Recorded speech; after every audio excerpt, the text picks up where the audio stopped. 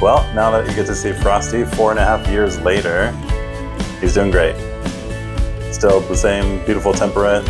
When he's hungry, can get a little sassy.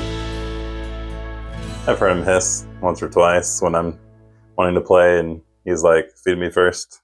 But I mean, even today, right before I gave him one chance to pull him out today, and he was like, I want food.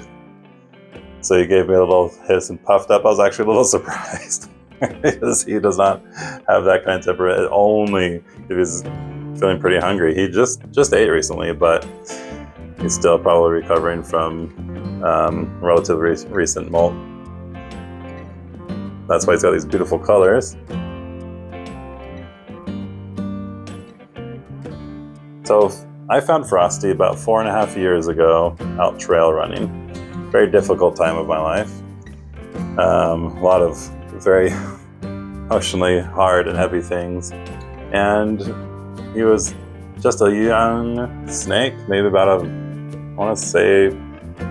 actually in reality he's probably about 2 feet long, but I would have thought maybe 18 inches, nice and thin.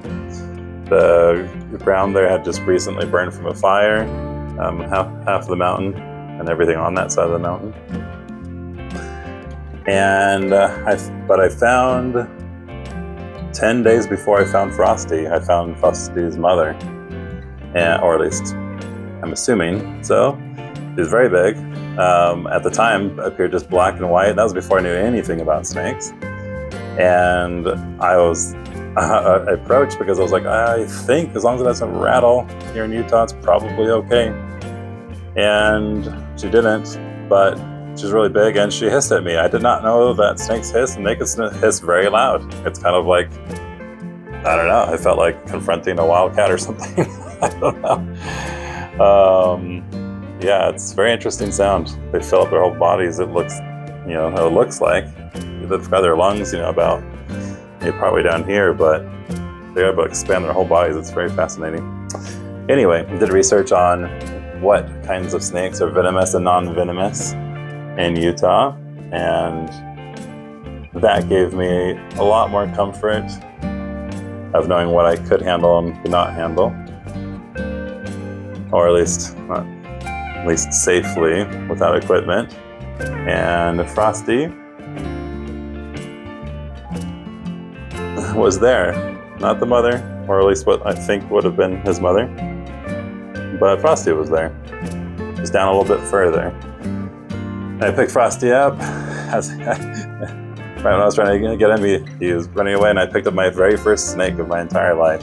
I mean, I think there was a gardener snake when I was really young, but this was the first real snake that I had caught.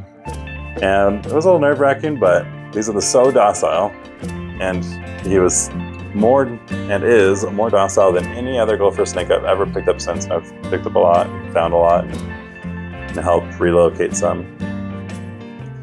But it was very special. It was a gift, and came at a time where I needed someone like him that was very kind, therapeutic in his case, and curious. And he's just a combination of just a beautiful snake, and truly they really do. Every snake's got a different personality, and I swear he's got more of the intelligent and seemingly but not emotionally intelligent snake. Anyway, it was fascinating too, because right before I got Frosty, I found, as I was looking, I found myself just a couple inches away from a rattlesnake, a Great Basin rattlesnake. And it just happened that once it saw me, it just kind of continued on its way and got away from me. I wasn't protected. I had no idea.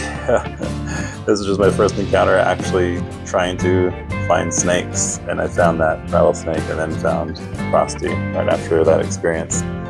So I didn't get bitten, I didn't get harmed by that rattlesnake, and then I found Frosty, and then I hiked an hour and a half back because I couldn't run at that point, not with a snake that I'm trying to make feel safe. But here we are, 4.5 years later, and he's happy. He'll do the laundry with me sometimes, and just hang out, go in, through, and under the laundry, and sometimes I'll even take him outside just to get some fresh air.